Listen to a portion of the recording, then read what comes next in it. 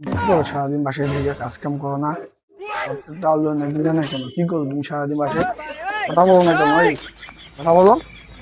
হ্যাঁ? সারাদিন কি করি? আপনার বাচ্চা দেখি, হ্যাঁ, তারপরে আপনার কাপড় ধুই, হুম, কাপড় আয়রন করি, তারপরে আপনার ঘর মুছি, ঘর গুছাই, তারপরে রান্না করি, হুম, আমি নিজে খাই, তারপরে আপনাদেরকে চা বানায় খাওয়াই।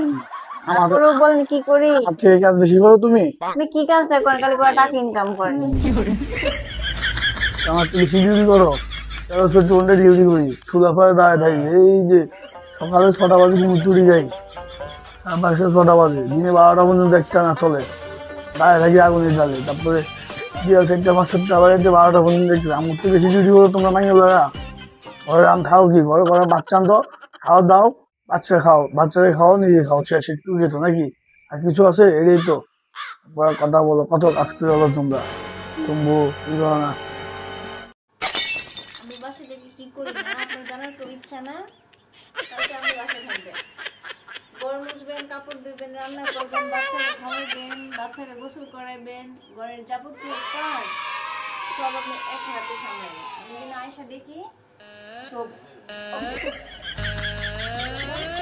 এদের থেকে আমি বাসায় থাকবো, তুমি চাকরি করবা, ঠিক আছে? বাচ্চাদের আমি থাকবো কালকে থেকে বাসায়। দেখবো কদ্দুরা বাসায় কাম, আর বাইরে তুমি যে করবা, দেখবো কদ্দুরা আমার কামটা তুমি করবা।